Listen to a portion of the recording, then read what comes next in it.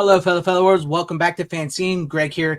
And today I have for you, Justine Bateman says Hollywood is dead.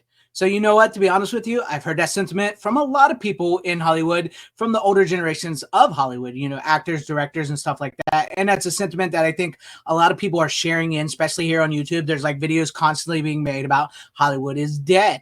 And so there's got to be something to that, right? Because it does feel like this what's coming out today is not what we once got. It's not the same. There is something different. There is something off.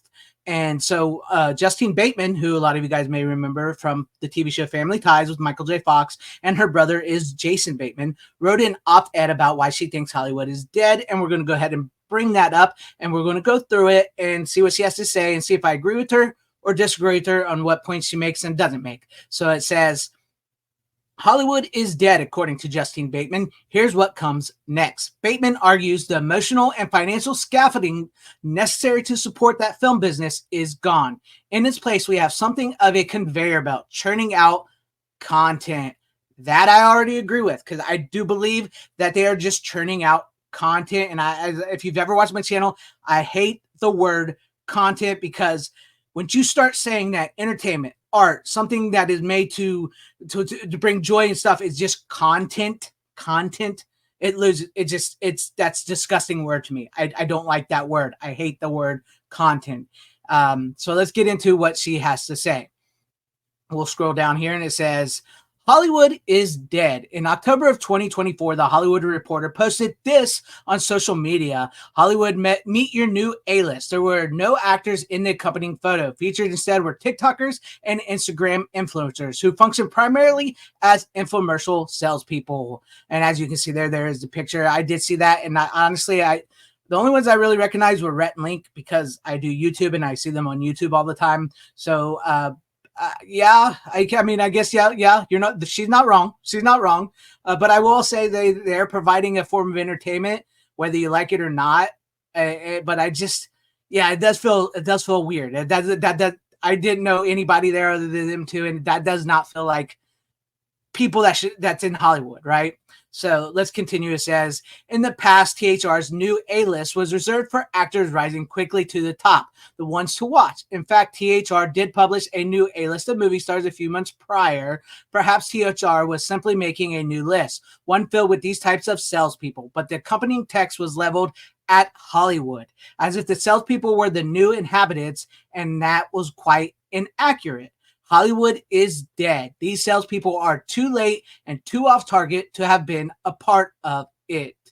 Well, I guess you could say that, because Hollywood is different now. So that's like, they're like the new, they're trying to say they're the new faces Hollywood. And to be honest with you, Hollywood is dead, right? It really is. So let's go and continue to see what she has to say. It was something beautiful and singular and frustrating and hard and touching and incredible. And I think it's a crime that we destroyed it. Some of those words together with Hollywood, especially what's coming out of Hollywood today with certain things, that sounds a little, oh boy, that sounds a little, we know what's going on in Hollywood and some of the evil crap that's happened there. And crimes, she says. I'll tell you what it was like up to the last era of Hollywood. I hope she's talking about the 80s, because I really feel like the 80s was like the real last era of Hollywood, which is where she comes from, like her rise and everything. Nothing against the 90s. I think the 90s was great too, but I do also believe the 90s, once we got past the late 90s and got into the 2000s, that's when Hollywood really started to take a turn, and movies entertainment TV really started to go off the cliff. So I do think that the 90s was like the last great generation of entertainment, but I also think the 90s led into where we are today.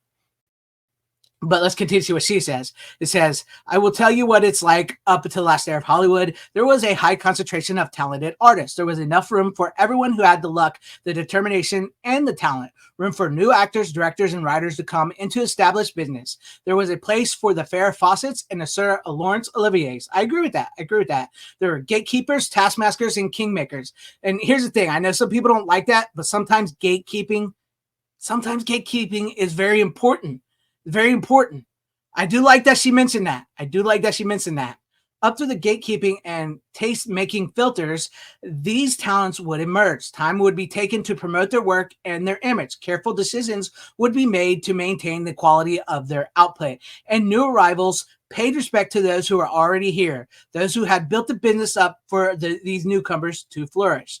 Money was paid to everyone, and there seemed to be enough to go around. Residuals were healthy and could sustain those between jobs. Distribution was clear and steady, whether on TV and cinema, or on DVD and video. This is true. This is something Hollywood has lost. And then I'm sure she's going to get into it, but to bring up to streaming again, like we covered here, with streaming, these new studios and the new tech companies that took over with streaming, they don't have to pay residuals to these actors and directors and writers for their work through streaming, because like with the DVD or the home video VHS market and like the reruns of TV shows and stuff like that throughout cable syndicate, they had to pay everybody, right? They had to pay everybody. And this, like much like I've talked about, the new form we're set up now is like the studios and stuff have gone back to where they own the theaters. They own what you can see, where you can see, how you can see, and they themselves are making the money. But also at the end, they're really not making money because, like as we've heard, a lot of these streaming services, except for Netflix, are losing millions and millions of dollars a day. And Disney only made a profit once they added in ESPN, the sports. That's not entertainment. I mean, yeah, it is entertainment, but it's not like movies and stuff like that. And then because more people will watch the sports than they watch new movies and entertainment crap today. So I get where she's coming from. It says, there were parties and meetings and lucky encounters with all kinds of executives, actors, directors, cinematographers, costumers, etc. And all of it happened in person. It was an entity, a world, and a group that you earned your way into, and you knew that your reputation was going to matter now and in the future. You wanted the respect of those around you. You wanted to be worthy of being brought onto their projects. All this mattered to everyone in the business, and the audience knew it when they saw the resulting work. I will agree with that, because once you see a movie where it looks like the cast and stuff are really getting along, even those movies where you hear like, oh, well, Patrick Swayze and Jennifer Grey didn't really get along with Dirty Dancing, but they had the chemistry and everything for people like that like that movie. You can tell when everything was firing on all cylinders and how everything worked out. Now, granted, like I mentioned earlier, we've heard the horror stories coming out of Hollywood, P. Diddy and all that stuff, right? So there is a dark side to Hollywood, but also I like what she's saying here about the brighter side of Hollywood, with the creative side of Hollywood, where you worked and earned your way into things, where you were happy and you could get into a project and you had a good reputation. So I like that. I like what she's saying there, and I like how she remembers that. But also, let's not get a little twisted here. Hollywood has always had a little bit of a dark side to it that was not always great, and you wonder why so many people relish in the fact that Hollywood is dead or is dying, is because they hear all these evil horror stories coming out of Hollywood in today's day and age. So let's continue by saying it said, so how did Hollywood die? Let's see this. About 15 years ago, the studios had become too focused on films that made hundreds of millions of dollars. Streaming services saw an avenue into the business by funding and or buying the projects that the studios had largely forgotten. The mid-range award pieces like House of Cards, Manchester by the Sea, and others that seemed good for a bit. Then these streaming services, like all tech companies, because they are tech companies basically now, needed to scale. With an eye towards global expansion, these tech companies needed more content where the audience didn't know the language. And so drama, comedy, rom-coms, and satire, which typically do not do well internationally, were pushed off. And there was a full embrace of genre content. Those genres are action, horror, and thrillers, all easy to follow throughout without knowing the language. They filled out the platform with the inconsequential plot-free stuff you have been playing in your background as a second screen, while you scroll through your Instagram feed, cook dinner, and answer emails on the primary screen of your phone or laptop. I get what she's getting at. I would also throw in sci-fi. I am a horror fan, but I have a little bone about the horror thing, because I think with the horror, especially now with Terrifier and the Substance, I think horror is finally taking itself back because I do believe like most modern horror was just content driven. I really do. I'm sorry, not a big fan of modern horror, but I think really with like the Terrifier movies and the Substance and stuff, I feel like horror is taking back, especially with it being independent films, they're taking back what they were supposed to be to begin with. But I wouldn't still throw in sci-fi there because I get what she's getting at. Do you really think Disney bought Star Wars for $4 billion to make Star Wars entertaining? No, they bought Star Wars to content it out. And you see that today. You see, Star Wars is a dead brand. Nobody really watches Star Wars anymore. Right? They've contented it out into TV series. It used to be this grandiose sci-fi soap opera epic, right? And they've destroyed it. Everything is being, I totally get what she's made for, because it's all disposable content. It's made for you to stream or watch on your phone or something, or just noise in the background. I totally get that, because most people I don't really think that do watch these shows really like these shows. They just kind of turn it on. I agree with her. I agree with her in the sense that, yes, with the content thing and how, and yes, that's the thing with genre movies make money.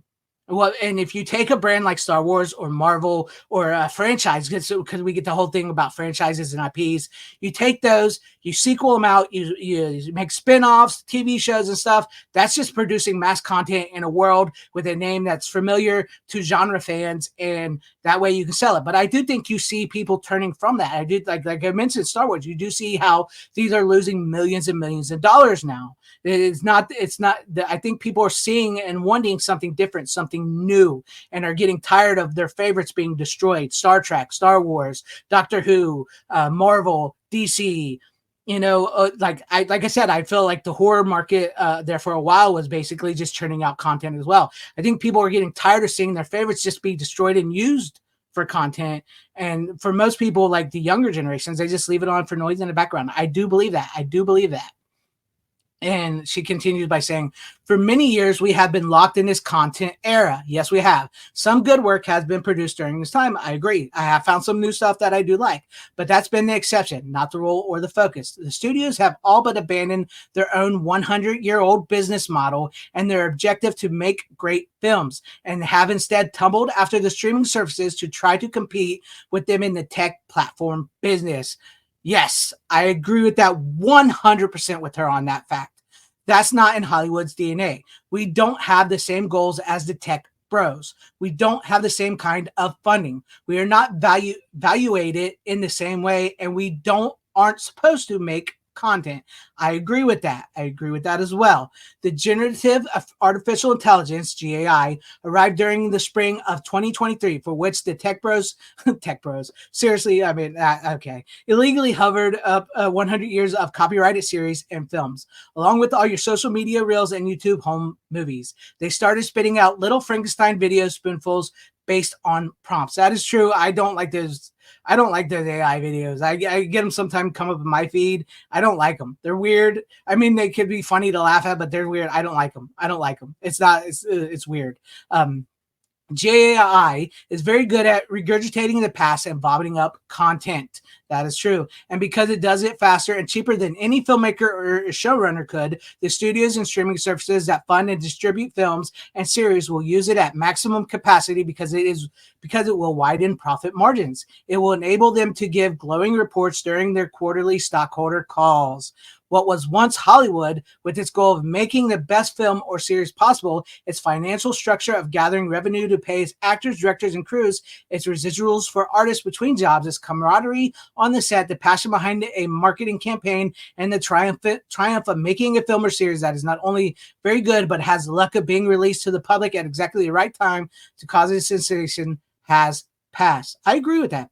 I know I'm agreeing with a lot of this. I'm sorry, but I do agree with that. I mean, how often, like, you think back to like the 80s and the 90s and the 70s and stuff, like with Jaws. I know we're getting to the big bug. I know a lot of these big budget movies like this has also got us to the place where we're at. But you think like Jaws, I mean, like that came out and that was just like the first big blockbuster that catapulted people into their, just connected with people. That's what I'm trying to say. Connected with people, and it resonated, and it was such this huge hit that nobody expected. And then even Star Wars itself was this huge hit nobody expected. And then you get those little smaller films, you know, that connected with so many people, especially in like the early '90s before everything started to become like with the Quentin Tarantino movies and stuff. There was like movies that just really resonated and connected with people. There was room for the big blockbusters. There was room for the small indie films. There was room for like the TV shows, like even like Family Ties, which was a great show. And Growing Pains and stuff. There was like all these, you know, and even in the '70s, I love the '80s and '90s. That's where I grew up with. But like there was something special. Like I mentioned earlier, how like everybody, whether they got along or not, it seemed like they're all working to make something. Don't get me wrong here, and I get where she's coming here, but all movies and entertainment are made for money. They were always made for profit. But it did feel like there was something better in the past where they were actually also, even though they were made for profit, they were also trying to make something entertaining and fun and that could connect with people. You know, it wasn't always message driven. It just wasn't. I'm sorry, folks. It just wasn't.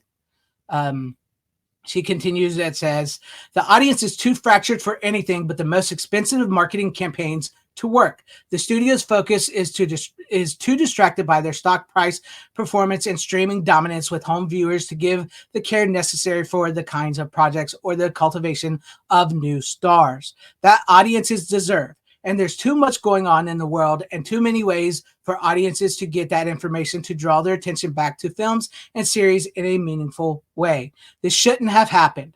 But the fear, the love of money above all else, and abandonment of the singular goal of making outstanding art, no matter the emotional or financial cost, caused the whole magic web of scaffolding to fall. When you have something this special, you should know better. You should know to protect it, to support the structures that make it possible for it to breathe and exhale beautiful pieces of filmed movement that change people's lives, because it's not given for it to exist. You know, once again, it's back to the old studio way where they have complete control and with the streaming now. And it's true, right? It's true. It's not the same as it once was. The whole almighty dollar always wins. It always does. Like I said, they were always made for money.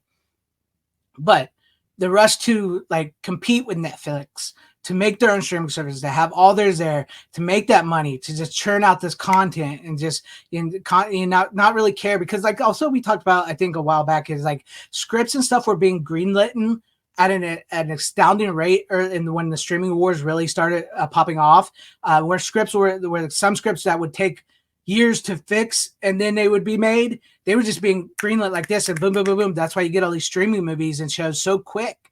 And it's insane. It's insane. And Hollywood, the money always wins.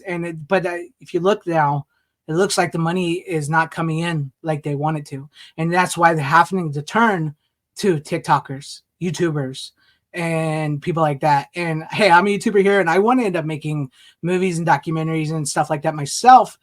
But, I do miss what Hollywood, I should say I do miss what entertainment was, because Hollywood is a cesspool. So it says, so what now? What of the art of filmmaking, of those gifted in that particular arena and of audiences who genuinely love film?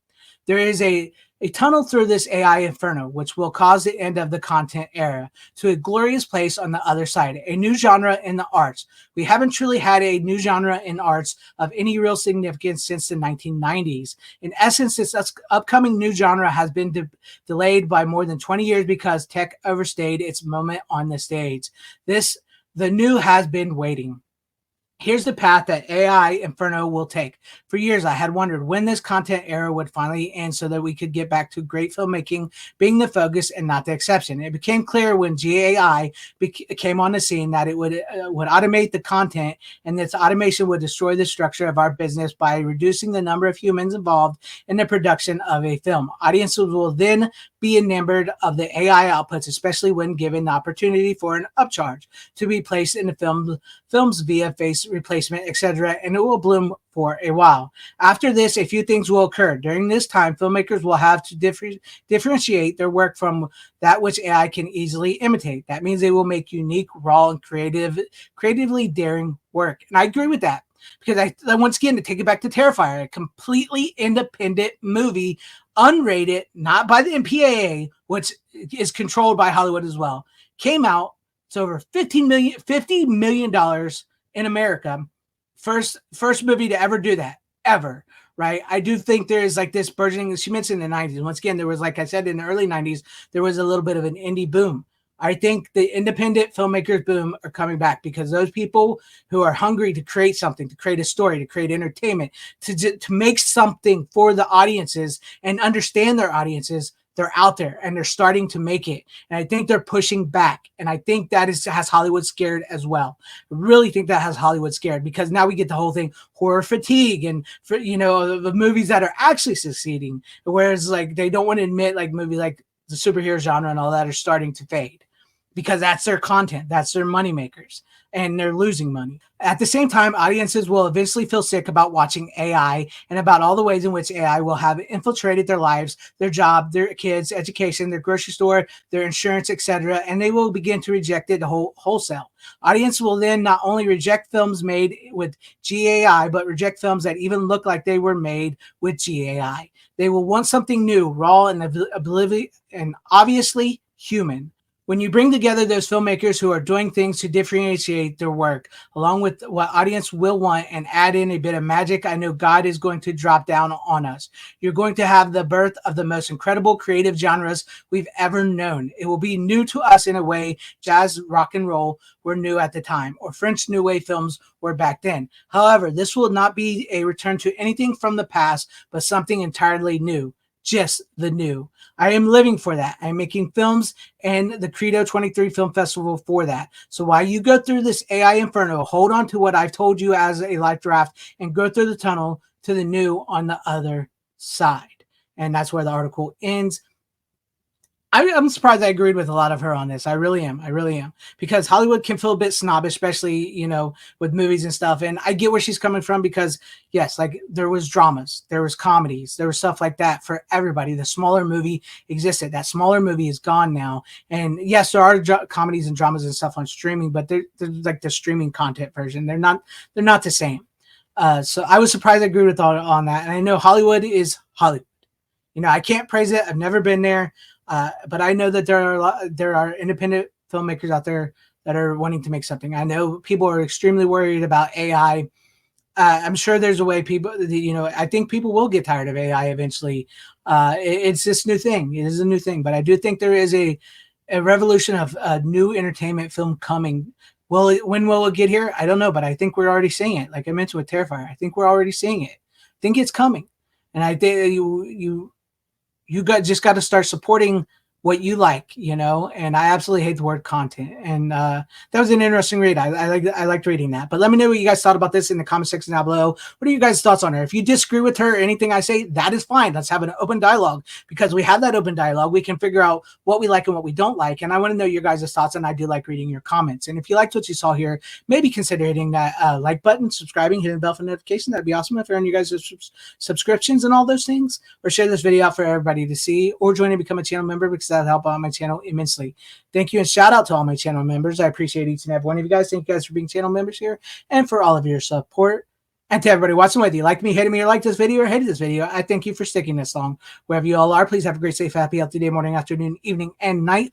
Always support physical media, your favorite form of entertainment, and indie filmmakers, because at this point in time, I really believe they are the superior format. Godspeed.